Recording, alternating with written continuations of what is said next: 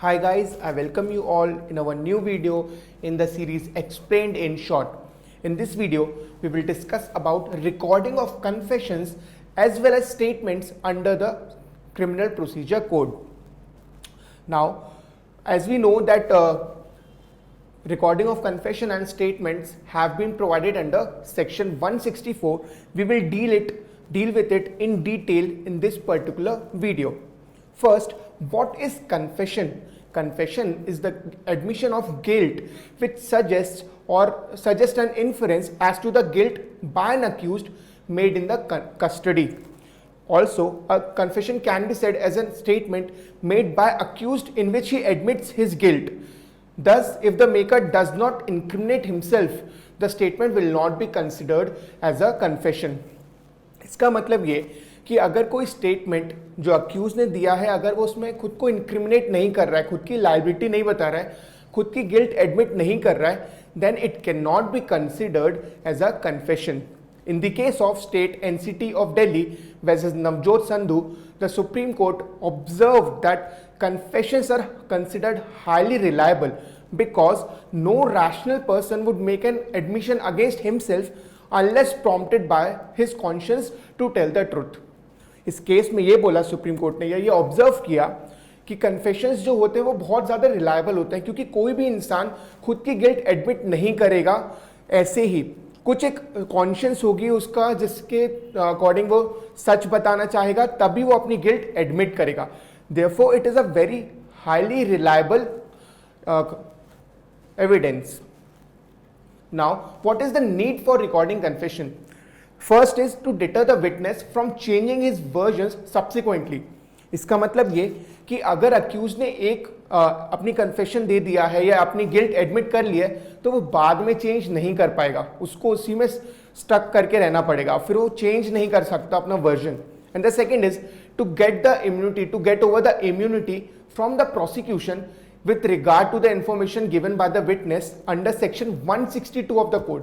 Section 162 of the code बोलता है, आपको एक तरह से सेफगार्ड देता है कि जिसने भी जो भी विटनेस है, अगर उसने कोई स्टेटमेंट दिया तो जरूरी नहीं है कि वो साइन करे उसको, and that statement can not be used against that person, against that witness. तो इस इम्यूनिटी से बच जाते हैं. फिर इस इम्यूनिटी को आपको गिव अप करना पड़ता है. अगर आप कन्फेस कर देते हो तो फिर आप 162 का इम्यूनिटी नहीं ले सकते हो. Now, let us move into section 164. Section 164 of the CrPC talks about the statements and the confessions recorded by the magistrate. Subsection 1 authorizes the magistrate to record the statement of a person or his confession no matter whether he possesses the jurisdiction in the case or not. जो भी magistrate है, यहाँ पे magistrate का मतलब होगा judicial magistrate as well as metropolitan magistrate, वो record कर सकता है स्टेटमेंट ऑफ अ पर्सन या उसका confession, whether he is having the jurisdiction in that particular case or not, does not matter in this case. इससे फर्क नहीं पड़ता कि उसके पास ज्यूरिसडिक्शन है कि नहीं, he can record the statement. And if it does not possess the jurisdiction, subsection 6 of this section will apply, जहां पे बोला गया है कि जो भी मैजिस्ट्रेट रिकॉर्ड करेगा, जो भी कन्फेशन या स्टेटमेंट रिकॉर्ड करेगा, वो उस मैजिस्ट्रेट को पास ऑन कर देगा जिसके पास ज्यूरिसडिक्शन है टू ट्राई द केस. ये सबसेक्शन 6 बोलता है. And the word statement is not limited to statement by a witness but also includes accused and not amounting to a confession. मतलब सिर्फ कन्फेशन ही नहीं, एक स्टेटमेंट भी आप रिकॉर्ड कर सकते हो under section 164. Now subsection 2 of section 164 mentions about a statutory provisions, and that is the magistrate has to explain to the accused that he is not bound to make a confession. वो bound नहीं है confession देने के लिए, और अगर वो confession देता है then it might be used against him. And this subsection is a sine qua non for recording confession. ये बहुत ही essential element है आपको confession record करने के पहले, कि जो भी मैजिस्ट्रेट है उसको बताना पड़ेगा अक्यूज को कि अगर आप कन्फेस करते हो, एक तो आप बाउंड नहीं हो कन्फेस करने के लिए, बट अगर आप कन्फेस करते हो then it can be used against you.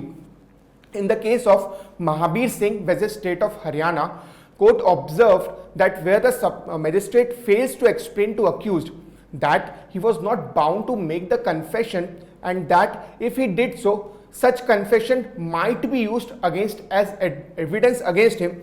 The confession which has been recorded cannot be taken into consideration. इस केस में कोर्ट ने ये बोला कि अगर मैजिस्ट्रेट एक्सप्लेन नहीं करता अक्यूज्ड को कि वो बाउंड नहीं है कन्फेशन देने के लिए, और अगर वो कन्फेशन देता है तो it can be used against him. अगर मैजिस्ट्रेट ने इसको एक्सप्लेन नहीं किया है, then that confession can not be taken into consideration. इसीलिए it is a kind of a duty of the magistrate to explain to the accused कि वो बाउंड नहीं है कन्फेशन देने के लिए, और अगर वो कन्फेस करता है तो उसके अगेंस्ट ये यूज किया जा सकता है. Now moving to subsection 3, it states that if any time before the confession is recorded, the person appearing before the magistrate states that he is not willing to make the confession, then the magistrate shall not authorize the detention of such person in police custody. अगर जो इंसान confession देने से पहले अगर बोल दे कि मैं विलिंग नहीं हूं कन्फेस करने के लिए, then magistrate shall not. Please remember, please understand that the term used here is shall. ये मैंडेटरी है that the magistrate shall not authorise the detention of such person in police custody. What is the purpose of this? Purpose इज कि अगर उसको police custody में भेज देंगे तो हो सकता है कि पुलिस अपना इन्फ्लुएंस यूज करके उससे कन्फेस करवाए या उसको टॉर्चर करे. And in order to rescue the accused कि ये चीजें ना हो, इसलिए मैजिस्ट्रेट को बोला गया है, ये मैंडेटरी किया गया है कि वो ऑथराइज नहीं करेगा detention of the accused in police custody.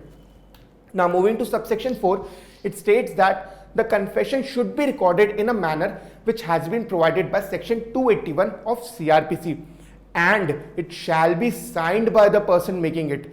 कि जो भी इंसान, जो भी accused है, अगर जो भी confess कर रहा है, जरूरी है कि ये स्टेटमेंट उसके द्वारा या उसके लिए साइन किया जाए, वो खुद इसको साइन करे. एक बार उसने कन्फेशन दे दिया है, वो रिकॉर्ड हो गया है, इसके बाद वो उसको साइन करेगा so that it acts as a proof कि इसी इंसान ने कन्फेशन दिया था. And then the magistrate shall make a memorandum at the foot of such confession. Memorandum में ये लिख सकता है कि ये वॉलंटरी दिया था, उसने ये बोला है, तो ये सब मेमोरेंडम में आता है. And the entire confession must be brought on record. Next point is, it is necessary that the confession should be signed by the accused. It will always act as a proof. Now moving to subsection 5, any statement other than a confession. अब इस subsection में हम वो cases ले रहे हैं जहां पे कन्फेशन नहीं है, सिर्फ स्टेटमेंट है. इसलिए any statement which has been made under subsection 1 shall be recorded in such manner which in the opinion of the magistrate is best fitted to the circumstances of the case. यहाँ पे magistrate को discretion दी गई है कि अगर कोई statement है other than अ confession तो आप उसको जैसे चाहो उस तरह से उसको रिकॉर्ड कर सकते हो. ये डिस्क्रिशन दिया गया है मैजिस्ट्रेट को. And the magistrate shall have the power to administer oath to the person whose statement is so recorded.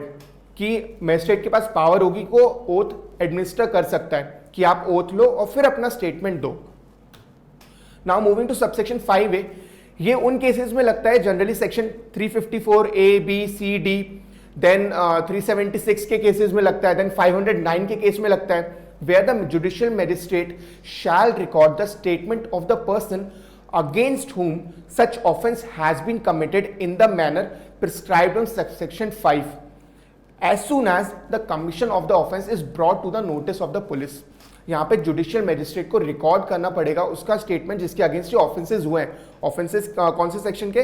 Section 354, 54A, B, C, D, then section 376 के ऑफेंसेस, देन सेक्शन 509 के ऑफेंसेस. वहां पे वो उसी तरह से रिकॉर्ड कर सकता है जिस तरह से सबसेक्शन 5 में दिया है. मतलब ये best fitted to the circumstances, उसको डिस्क्रिशन दिया गया है कि जैसे वो चाहे रिकॉर्ड कर सकता है. और वो कब करेगा? as soon as the commission of the offence is brought to the notice of the police. Now moving to subsection 6, it states that the magistrate recording a confession or statement under this section shall forward it to the magistrate by whom the case is to be inquired into or tried. मतलब ये कि अगर किसी ऐसे magistrate ने record किया है who does not have the power to try that case or inquire that case, in that particular case the magistrate shall forward it to the magistrate to another magistrate जिसके पास ये power है to inquire or to try the case.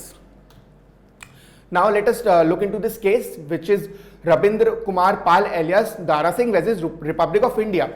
In this case, the Supreme Court of India laid down the principles which should be followed for recording confessions under section 164 of CrPC. इसमें principles दिए गए कि अगर आप section 164 CrPC के under confession record कर रहे हो तो ये सारे प्रिंसिपल्स आपको फॉलो करना चाहिए. So that's it guys for this video. I hope आपको कुछ नॉलेज मिली होगी इस वीडियो से. I hope it helped you in your preparation.